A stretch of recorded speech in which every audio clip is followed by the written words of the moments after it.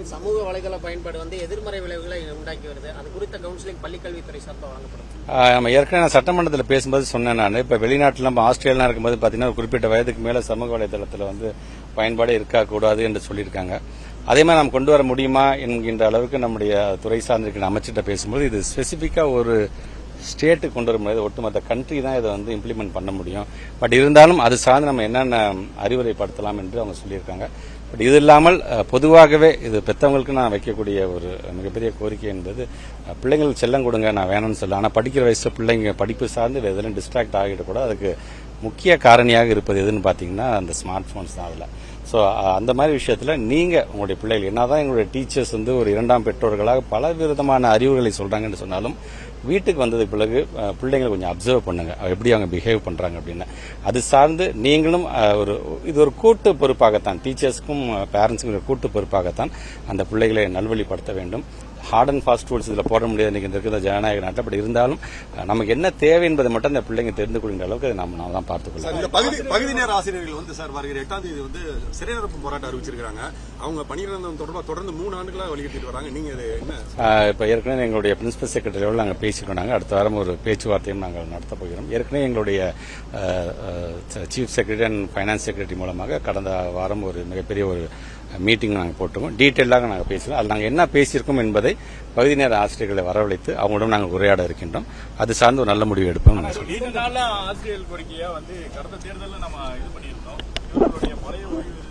அது வந்து அது இல்ல சட்டமன்றத்தில் துறை அமைச்சர் வந்து நிதி அமைச்சர். அது நாட் ஒன்லி ஃபார் ஆசிரியர், இது ஒட்டுமொத்தமாக அரசு ஊழியர்கள். ஸோ நிதி அமைச்சர் ஏற்கனவே வந்து சட்டமன்றத்தில் பேசியிருக்காங்க. செப்டம்பர் மாதம் இறுதிக்குள்ளாக அது சார்ந்து ஒரு கூட்டம் நடைபெற போகுது கூட அவர் சொல்லியிருக்காங்க. அது முடியும் பொழுது அது சார்ந்த ஒரு செய்திகள்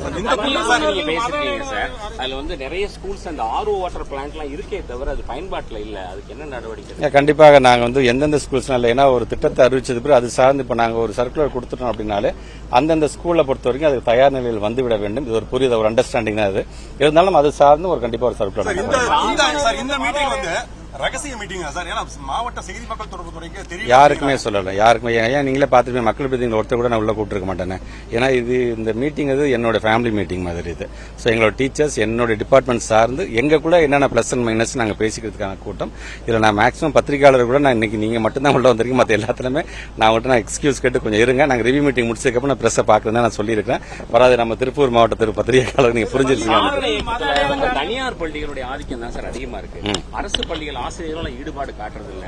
அதுக்கு என்ன முயற்சி மேற்கொள்ள? நிறைய டீச்சர்ஸ் நிறைய ஆக்டிவிட்டிஸ் பண்ணிட்டு இருக்காங்க. அதுல வந்து சாரணசாலை தனியார் கல்விகள் இல்ல கரெக்ட். பட் சாரணசாலையில இப்ப நாங்க வந்ததுக்கு அப்புறம் உங்களுக்கு தெரியும் 5 லட்சத்துக்கு மேல 5 லட்சத்துக்கு மேல நாங்க வந்து மெம்பர்ஸ் நாங்க கொண்டு வந்துட்டோம். ஒவ்வொரு நாளும் நான் கேம்பரியன் 11ஆம் தேதி கூட ஜவாது மலையில கேம்பரியன் ஆரம்பிக்க தான் படிச்சோம். நாங்க விடுறது இல்ல, எல்லாத்தையும் உள்ள இழுக்கிற வரைக்கும் எங்களுடைய இந்த உழைப்பு தொடர்ந்து கொண்டே இருக்கு.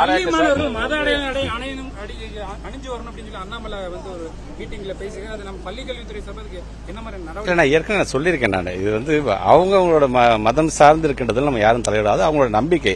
ஆனா இப்படிதான் வந்து நம்மளுடைய நம்பிக்கையை நம்ம வந்து நிரூபிச்சு காட்ட வேண்டும் அப்படின்னு சொல்லி நம்ம வந்து பிள்ளைங்களை டிஸ்ட்ராக்ட் பண்ணா அவங்கவுங்க குடும்பம் சார்ந்து அவங்க மதம் சார்ந்து அவங்க எடுத்துக்க வேண்டிய காலை தவிர நீங்க வந்து அறிவு சார்ந்த சமுதாயத்தை உருவாக்குவதற்கான என்னென்ன பணிகள் செய்யணுமோ அது சார்ந்து நல்ல ஆலோசனைகள் அவர் சொன்னார் என்று சொன்னால் இன்னும் எங்களுக்கு பயனுள்ளதாக.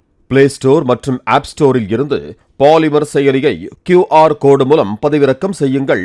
செய்திகளை உடனுக்குடன் பெறுங்கள்.